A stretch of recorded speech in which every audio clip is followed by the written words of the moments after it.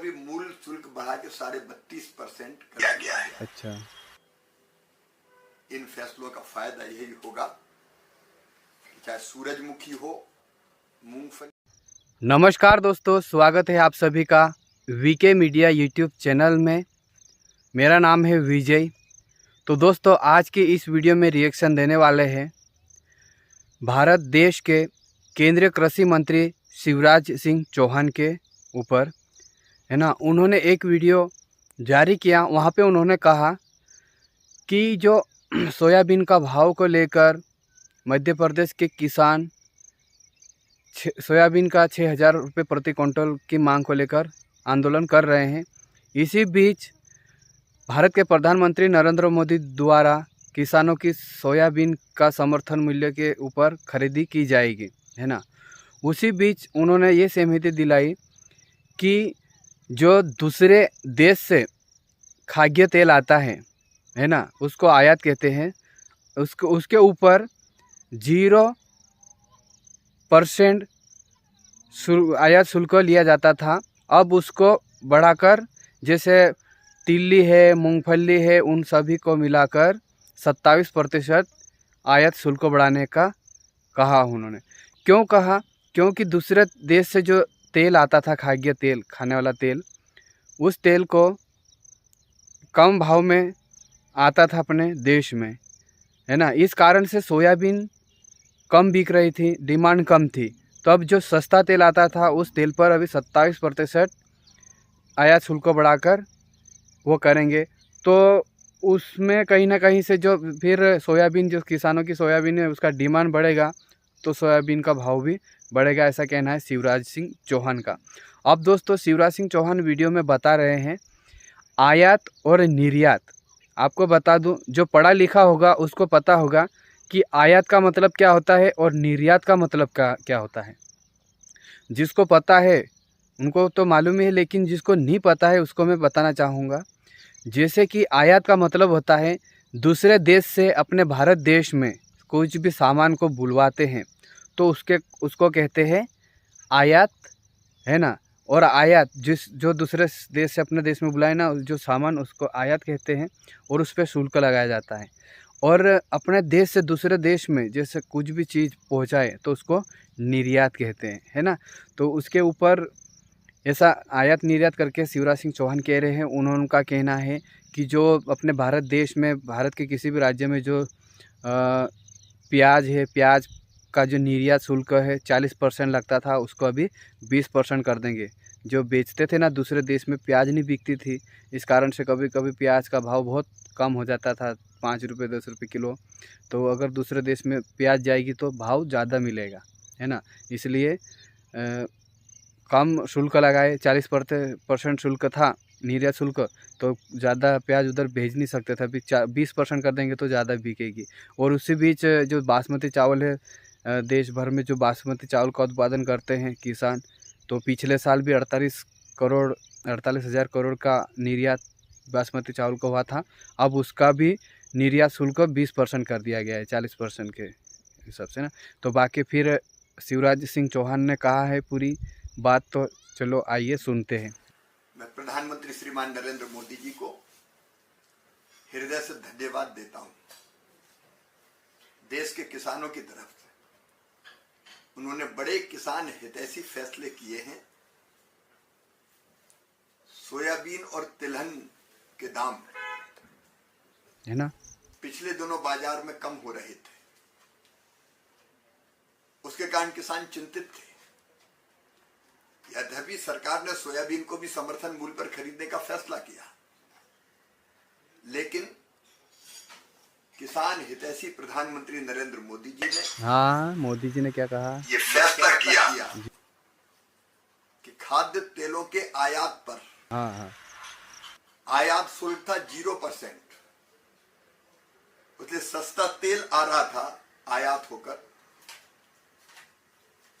फैसला किया गया कि आयात शुल्क बढ़ा के 20% कर दिया जाएगा, 30% ना। और अन्य आयात पर जो शुल्क लगते हैं वो मिला के अब 27.5% आयात शुल्क लगेगा खाद्य तेलों के आयात पर। हाँ हाँ हाँ। और इसका परिणाम ये होगा कि हमारे किसानों को, क्योंकि आयातित तेल पर जब आयात शुल्क लगेगा 27.5%, हाँ। तो हमारे किसानों को जो सोयाबीन और तिलहन की अन्य फसल पैदा करते हैं उसके दाम बढ़ेंगे, किसानों को ठीक दाम मिलेंगे, क्योंकि हमारे स्थानीय बाजार में सोयाबीन की मांग बढ़ेगी। अच्छा। और बाजार में जब मांग बढ़ेगी तो स्वाभाविक रूप से दाम बढ़ते हैं। इसलिए सोयाबीन उत्पादक किसान चाहे वो किसी भी राज्य के हों, उनको ठीक दाम मिलेंगे। अच्छा। और सोयाबीन से जब तेल देश में ही बनेगा तो सोया खलीबी का उत्पादन भी ज्यादा होगा। अच्छा अच्छा, मतलब सोया। और उसके निर्यात के कारण भी जो इंडस्ट्री है उसको लाभ होगा, तो सोयाबीन की डिमांड और बढ़ेगी। कुल मिला के सोयाबीन उत्पादक किसानों को पसीने की पूरी कीमत मिलेगी। वैसे ही रिफाइंड जो ऑयल है उस पर भी मूल शुल्क बढ़ा के 32.5% कर दिया गया है। अच्छा। इन फैसलों का फायदा यही होगा, चाहे सूरजमुखी हो, मूंगफली हो, इनके उत्पादक किसानों को अंततः फायदा होगा। प्याज के भी ठीक दाम मिल पाए। अच्छा अच्छा अच्छा, प्याज के बहुत कभी कभी 40%, इसलिए प्याज के निर्यात में कमी हो रही थी, अब वो घटा के कर दिया है 20%। इससे प्याज का निर्यात होगा, निर्यात होगा, तो किसान को, तो प्याज उत्पादक किसानों को ठीक दाम मिलेंगे। और प्याज के साथ साथ एक और बड़ा फैसला किया है बासमती चावल का। अच्छा। हमारे देश से निर्यात होता आया है। पिछले साल भी 48,000 करोड़ रुपए का बासमती राइस हमने निर्यात किया था। मिनिमम एक्सपोर्ट प्राइस जो प्याज पर लगती थी एक्सपोर्ट के लिए, हाँ हाँ, वो पूरी तरह से समाप्त कर दी गई है। 9.5% थी।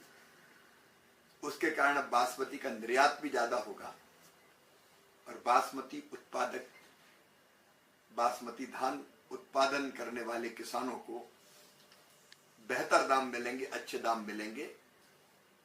प्रधानमंत्री जी ने किसानों के पसीने का सम्मान किया है। पसीने, किसानों के पसीने का सम्मान किया है। ये थे शिवराज सिंह चौहान। उन्होंने कहा है कि हमारे देश के प्रधानमंत्री श्री नरेंद्र मोदी जी ने किसान के पसीने का सम्मान किया है। उनका कहना है कि जो चावल उत्पादन है, सूरजमुखी उत्पादन है, प्याज उत्पादन है, अभी हाल फिलहाल में तो प्याज का भाव भी अच्छा हाई चल रहा है, लेकिन भारत देश में ही रहता है ना। और जो अपने भारत की जो प्याज है वो अन्य देश में बेची नहीं जाती थी, निर्यात नहीं होती थी। अब ये और बेचते भी थे तो उसका जो बेचने का जो शुल्क था ना वो 40% था, है ना। उसको कम करके उन्होंने 20% किया ताकि किसान की प्याज जो अन्य देश में भी बेच सके और किसान के उत्पादन में फ़ायदा हो।